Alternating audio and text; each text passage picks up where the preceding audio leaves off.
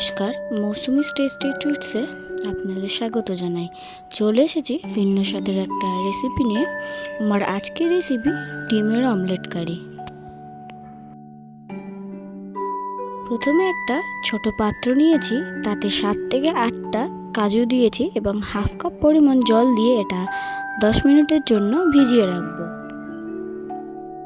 চলুন এটা ভিজতে থাকুক। ওইদিকে অমলেট বানানোর জন্য একটা পাত্রে আমি ডিম ভেঙে নিয়েছি। এবার 1 চিমটি নুন দিয়ে ভালো করে ডিমটা ফেটিয়ে নেব। এবার কড়াইতে তেল গরম করে অমলেটটা ভেজে নেব।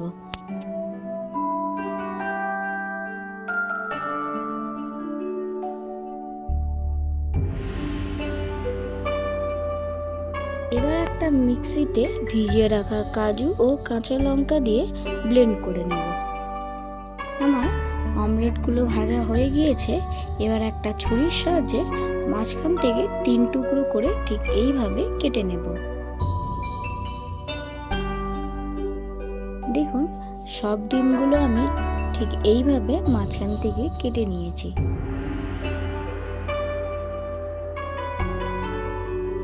এবার কড়াইতে তেল গরম করে তাতে দেব একটা গোটা তেজপাতা আর একটা গোটা শুকনো লঙ্কা দিয়ে 2 থেকে 3 সেকেন্ড ভেজে নিয়ে তাতে দেব 3টি ছোট এলাচ দিয়ে আরো 5 থেকে 7 মিনিট ভালো করে ভেজে নেব। 5 থেকে 7 সেকেন্ড পর এবার এর মধ্যে কুচিয়ে রাখা পেঁয়াজটা দিয়ে দেব। পেঁয়াজটা আমি ততক্ষণ ভেজে নেব যতক্ষণ না এটা একটু লালচে বর্ণ এসে যায়।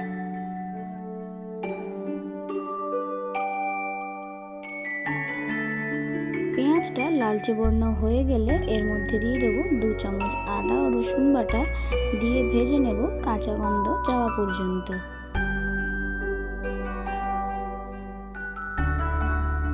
এবার ভাজা আদা ও রসুনের মধ্যে 2 থেকে 3 চামচ টমেটো কেচাপ দিয়ে ভালো করে মিশিয়ে নেব।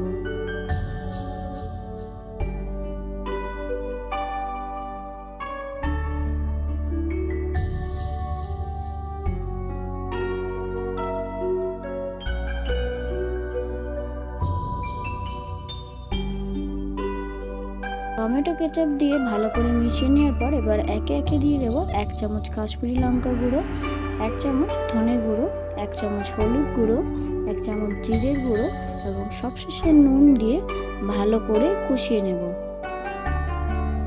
মশলাগুলো দিয়ে ভালো করে ভেজে নেওয়ার পর ভিজিয়ে রাখা কাজু ও কাঁচা লঙ্কা দিয়ে যে পেস্টটা তৈরি করে রেখেছিলাম সেটা এর মধ্যে দিয়ে ভালো করে মশলার সাথে কাজু ও কাঁচা লঙ্কার পেস্টটা মিশিয়ে নেব।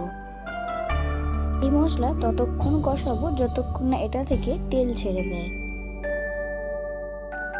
দেখুন, মশলা থেকে সামান্য পরিমাণ তেল ছেড়ে দিয়েছে। এবার মাঝখান থেকে কেটে রাখা ডিমগুলো আমি মশলার মধ্যে দিয়ে ভালো করে মশলার সাথে ডিমটা মিশিয়ে নেব।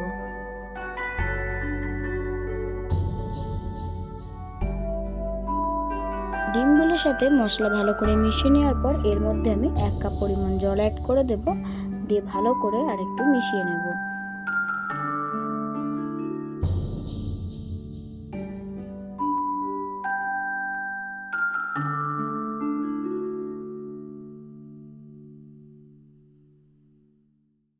ডিমের গ্রেভিটা সামান্য পরিমাণ ফুটে আসলে ওপর থেকে ছড়িয়ে দেব কাঁচা মটরশুঁটি দিয়ে এটা ভালো করে মিশিয়ে নেব।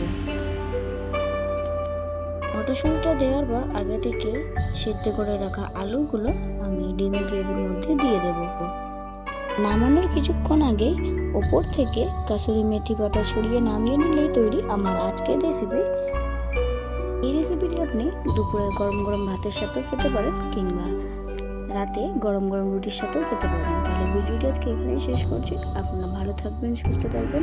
আমার ভিডিওটি কেমন লাগলো সেটা অবশ্যই কমেন্ট করে জানাবেন।